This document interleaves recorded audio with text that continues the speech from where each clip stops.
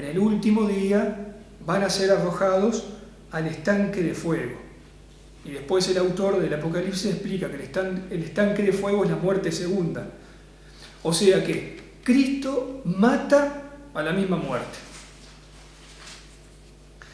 Respecto a todas estas imágenes que utiliza la Escritura, que son imágenes que un poco nos ayudan para asomarnos a entender estas realidades, es interesante acudir a cómo lo ha expresado la iconografía, la pintura sagrada. Antes de comenzar, ustedes veían varias imágenes que justamente representan el descenso de Cristo a los infiernos. Allí, principalmente la tradición cristiana de Oriente, pinta el descenso de Cristo a los infiernos con representaciones muy significativas. Aparece Cristo bajando y a veces tomando con una mano a Adán y con la otra mano a Eva, rescatándolos. Y a los pies de Cristo aparecen los restos de las puertas que retenía la gente en los infiernos. Las puertas de los infiernos aparecen literalmente hechas pedazos. Se ven tuercas, fierros, clavos. Jesús rompió las puertas de la muerte que retenía a los elegidos.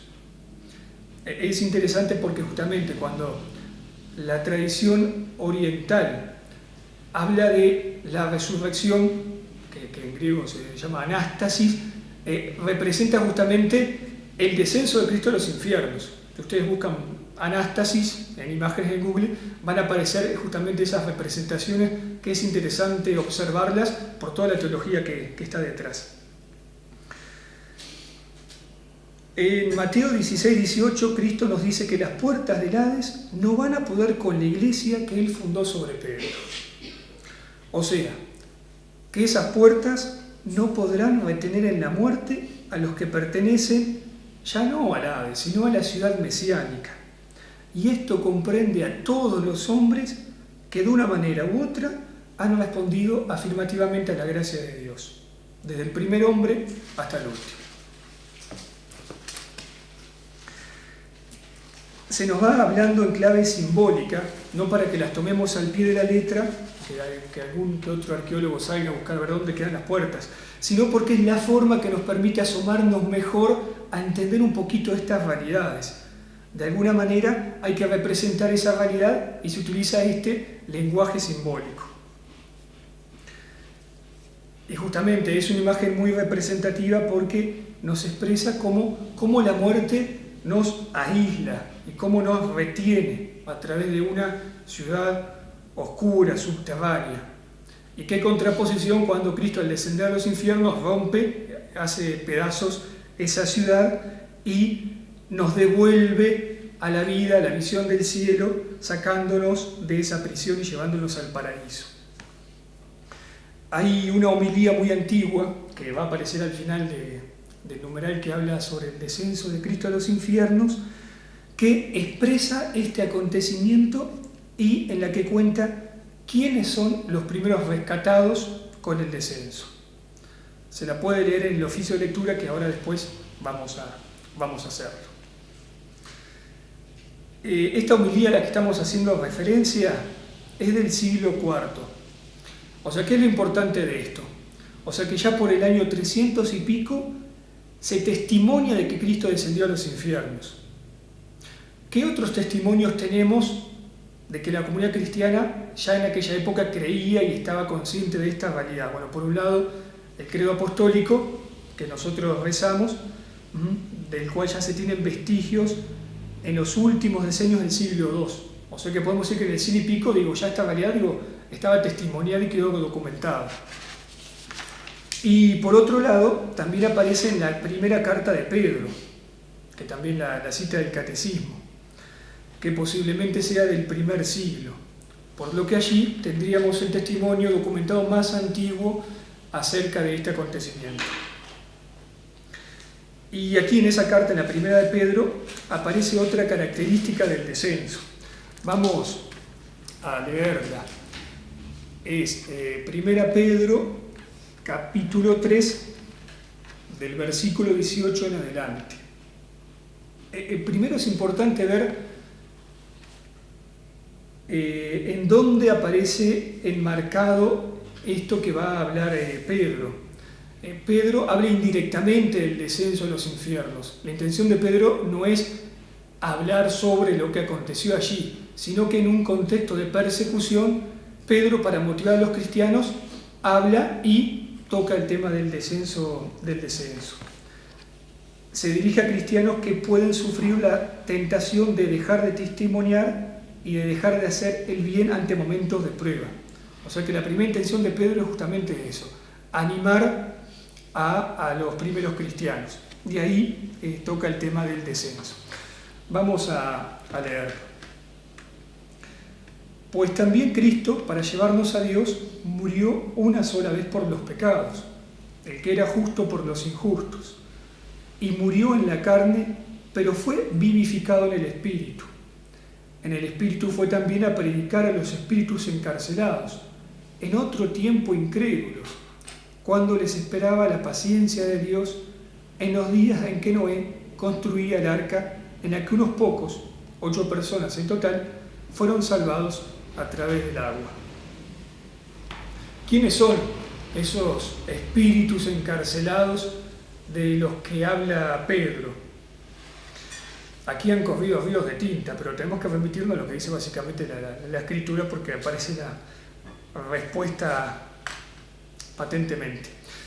Básicamente la tradición eclesial ha visto en ellos a todos los justos del Antiguo Testamento que esperaban la liberación, lo que nos decía recién el Catecismo. Y también, en segundo lugar, y esto es muy interesante, los difuntos que habían sido castigados por el diluvio. Aquellos que no habían creído, que no le habían creído a Noé, ahora tenían la oportunidad de salvarse creyéndole a Cristo que les bajaba a predicar. Para eso bajó Cristo, para todos aquellos que no habían podido oír su predicación, porque habían nacido fuera del tiempo, ahora tuvieran la oportunidad de creer y hacer un acto de fe. ¿A qué nos lleva todo esto?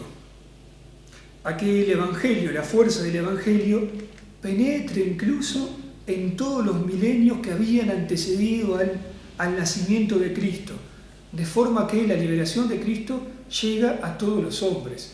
Con el descenso de Cristo a los infiernos, Jesús rompe barreras de espacio y tiempo y lleva a todos la liberación.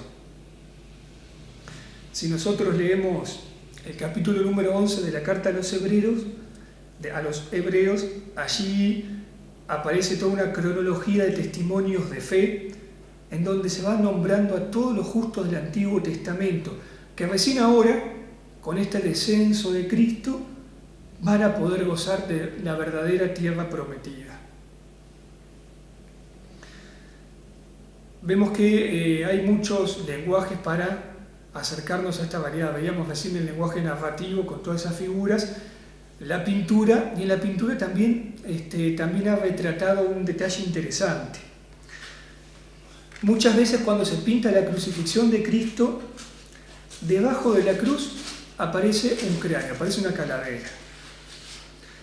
Y esto viene de que una vieja tradición rabínica, que va a retomar uno de los grandes pensadores de la Iglesia, Orígenes, dice que Jerusalén está en el centro del mundo y que allí en el Monte Calvario se encontraba el sepulcro de Adán, el lugar en que luego estuvo la cruz de Jesús. ¿Qué se nos quiere decir con esto? Que la cruz de Cristo había sido plantada sobre la tumba del mismo Adán. San Jerónimo, patrono de los biblistas, que se fue a vivir a Jerusalén y allí estudiar y a meterse más de cerca en los lugares donde habían dado el Señor, va a escribir una carta a una tal Marcela y le va a comentar este hecho. Y es una descripción teológica en que muestra cómo la sangre de Cristo purifica a Adán, a todo el género humano del pecado. Vamos a leer un extracto, dice así: en esta ciudad, o por mejor decir, en el lugar que era entonces, se dice haber vivido y muerto Adán. De ahí que el lugar en que fue crucificado nuestro Señor se llama Calvario, pues allí había sido sepultada la calavera del primer hombre. De esta manera el segundo Adán y la sangre de Cristo que goteaba de la cruz habría lavado los pecados del primer Adán y padre del género humano que allí yacía, y entonces se habrían cumplido aquellas palabras del apóstol: despierta, tú que duermes, y levántate de entre los muertos, y te iluminará Cristo. Un extracto del pasaje de la carta a los Efesios. Recordemos justamente que una de las concepciones que se tenía de la muerte era la de compararla con el sueño. De hecho, cementerio es una palabra griega que, si la tradujéramos literalmente, significa dormitorio, contrariamente a la otra palabra también griega, necrópolis, que significa ciudad de los muertos. Un padre de la iglesia, San Juan Crisóstomo, va a decir: por eso se ha llamado al sitio mismo cementerio, para que aprendas que los muertos, aquellos que están colocados aquí, no están muertos, sino que están adormilados y duermen. Cuando Jesús desciende a los infiernos, es como si también despertara a aquellos que yacían esperando la liberación.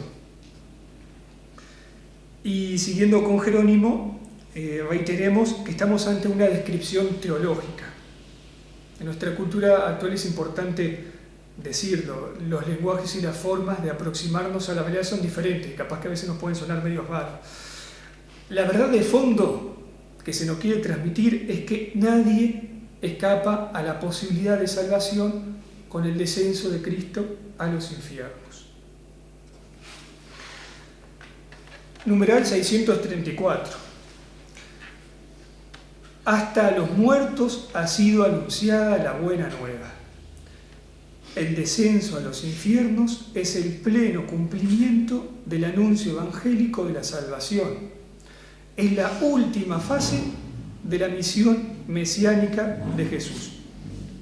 O sea, que la obra de salvación y de liberación que empezó en plenitud con la encarnación de Dios haciéndose hombre y compartiendo nuestra vida mortal, llega recién ahora en su última etapa con este descenso.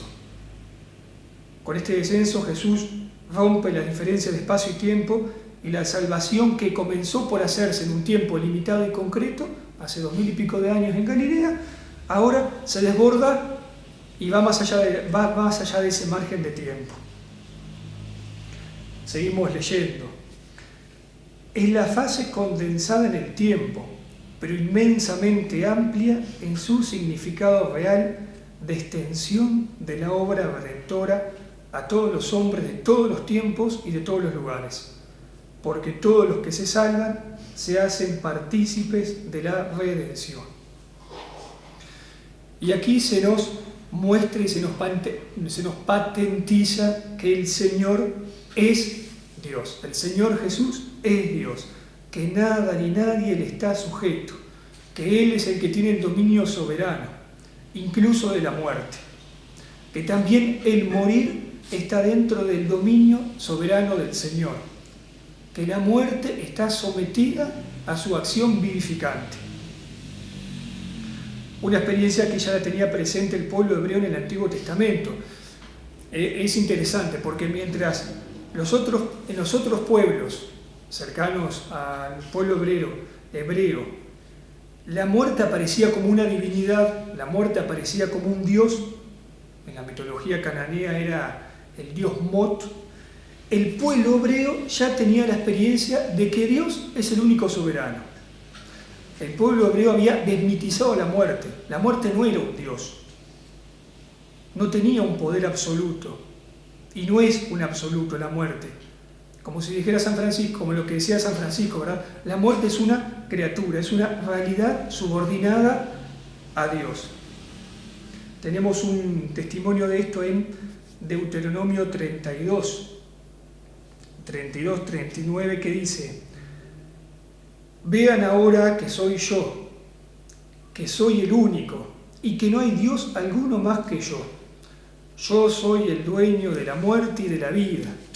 Yo hiero y yo curo. No hay nadie que se libre de mi mano, ni siquiera la muerte. Y recordemos que uno de los nombres que se le da al Señor es justamente el viviente, el que es, el que vive.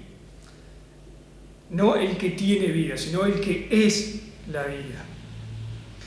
Y esto que el pueblo hebreo lo había experimentado y que lo guardaba en esperanza de que el Señor Dios es soberano incluso ante la muerte, ahora cobra toda su validad y cobra toda su fuerza con el descenso de Cristo a los infiernos. Allí se nos muestra no solo la soberanía de Dios, no solo de que Él es capaz de sacarnos de la muerte, sino que este Jesús de Nazaret, que se había proclamado el Mesías, que se había proclamado el ungido, el esperado, que había predicado en Galilea y que había sido ajusticiado en un patíbulo, este que murió y que fue sepultado era realmente Dios. Filipenses 2:10: a nombre de Jesús toda rodilla se doble en el cielo y en la tierra y en los abismos. Y bien sabía un judío que la rodilla solamente se doblaba ante Dios. Numeral 635. Cristo, por tanto, bajó a la profundidad de la muerte, para que los muertos oigan la voz del Hijo de Dios y los que la oigan vivan. Jesús es el príncipe de la vida. Aniquiló mediante la muerte al Señor de la muerte, es decir, al diablo, y libertó a cuantos, por temor a la muerte, estaban de por vida sometidos a esclavitud. En adelante, Cristo resucitado tiene las llaves, recordemos la simbología de las llaves, es el que tiene el poder, el que es dueño de la muerte y del infierno. Y al nombre de Jesús, toda rodilla se doble en el cielo, en la tierra y en los abismos.